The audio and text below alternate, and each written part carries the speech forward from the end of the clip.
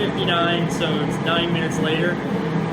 But I looked at the manual because I was curious about the wattage, and the manual says 0.6 amps.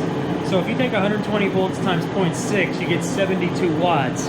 And even though I don't have my kilowatt, I actually have something better. So I have my Fluke. I forgot I had this. And I'm measuring the DC amperage going up to the battery. And you can see it's 5.6, 5.7, and then it went to 5.8. And then if you look at the voltage on the battery, actually, so you can see the voltage on the battery too. So if you take 12.24 times 5.6, 5.7, 5.8, you get right around 70 watts. So it does appear that that's what it's drawing. Now it may be a little less because the inverter itself might be using a little bit of juice to power itself up, but I would be willing to bet it's anywhere between 65 and 72 watts. Now, if you do a little math on this, I don't want to lose you too fast here, but that's a 35 amp hour battery. So 35 amp hours times 12 volts gives you around 420 watts. Now, if you draw the battery down 50%, which is what they recommend, not going any lower than that, that gives you around 200 and some usable watts. And if you divide your 70 into that, you would see how long you would get on that. Now, I will tell you, because of the way that we're not drawing this over a 20-hour period, that's how a lot of deep cell batteries are ranked over a 20-hour drawdown. We're drawing it down a lot faster. So in reality, we would take the 210 usable watts and probably divide that by 2, which is about 50%, and maybe even higher because we're drawing it really fast. Maybe over an hour to 2 hour period of time here. So those rough calculations, if I were to guess, that I would be willing to bet that this would run probably between an hour and maybe 2 hours if you were lucky, without worrying about damaging your battery. So it doesn't really mean much other than, I'm just showing you this with a really small battery. If you look at this battery, my shoe's bigger. I'm just going to put my shoe up next to it.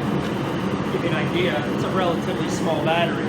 Now, if I were to use, even though this technically isn't a deep cell battery, but if I use something like that battery, it would most definitely run at least 8 hours, which when most people are working out in the shop, they're only out there for a few hours. So you can either take 2 of these batteries, happen to have another one here.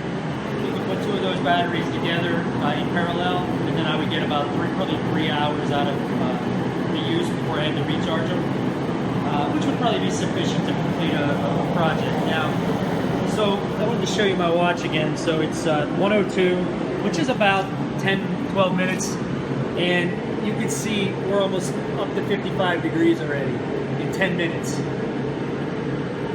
So it just goes to show you that this particular heater is right sized for this garage. Once it got to 65, it's probably going to be pretty comfortable in here, and I can either turn it down to the lowest setting, or get it up hot around 70, just turn it off, for half an hour until it cooled down, then turn it back on. But right now, it's extremely comfortable to work in this garage. Let's give you another shot. Now, I don't know if I mentioned it earlier, but I got this on sale. Maybe I'll talk about this when I turn this off. That's probably what I'm going to do here in a second.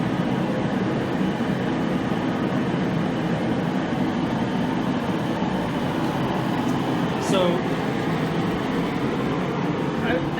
one thing I should talk about is the loudness of it. So, the propane unit, when the fan comes on, it is, I don't want to say fairly loud, but if I was talking to someone here, I could definitely have a conversation. It is on the loud side though.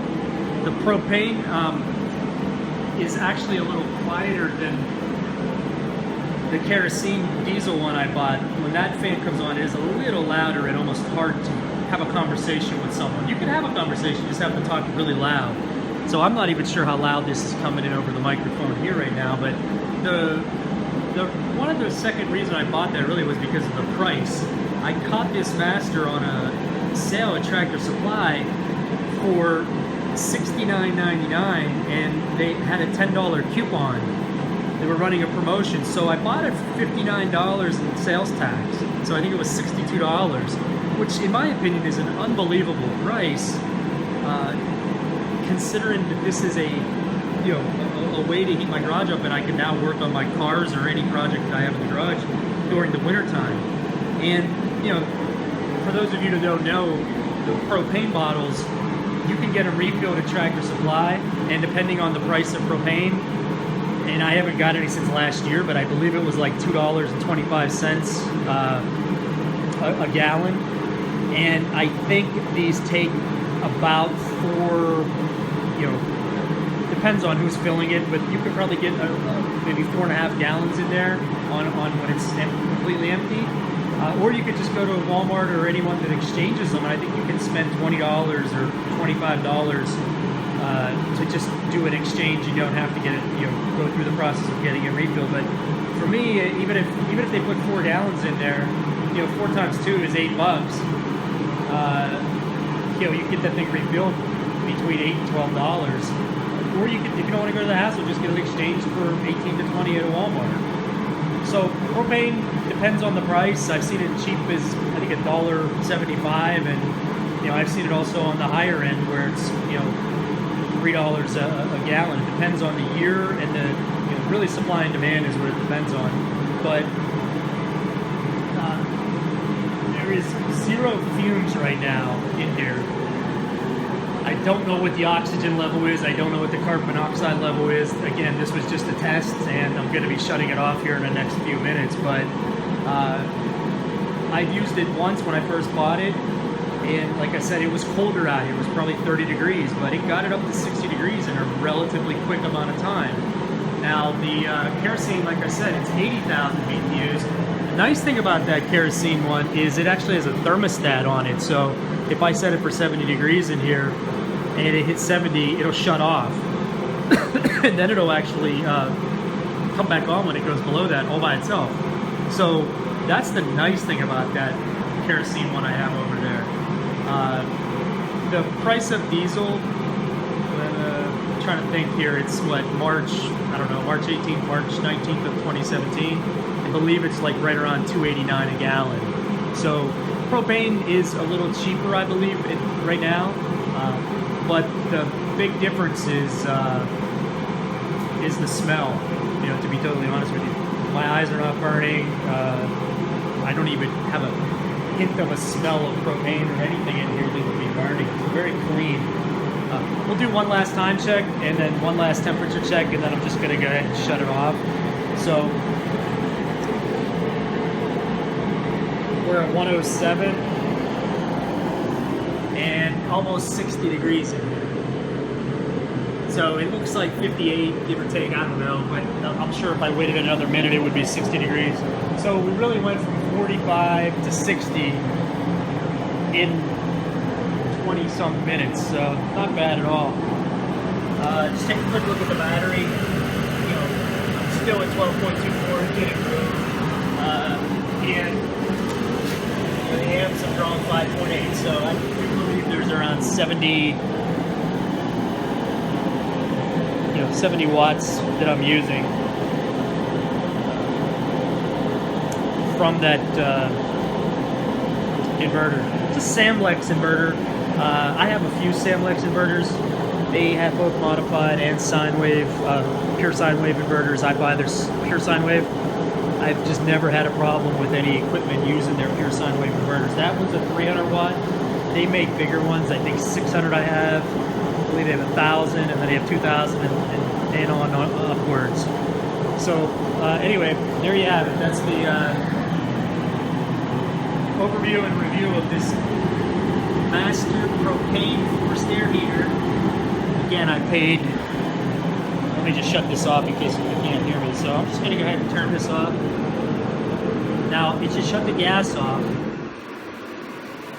So basically shut the gas off and it goes back to the igniter only. And then what I'm going to do is I'll just shut the inverter off. It should get real quiet in here.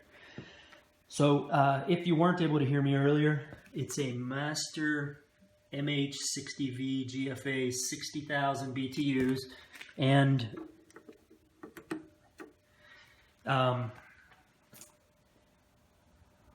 I really like it. No smells in here. You know, almost got up to 60 degrees there within 20 minutes, give or take. And I'm running it off an inverter, just a principle. You can see since I shut it off, the battery kind of went up back to what its voltage was before a load was put on it.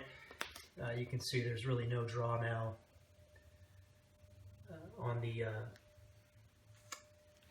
amp meter. Just so you know, it's a Fluke 336. It will measure AC current and DC current and voltage as well. It's a really nice meter.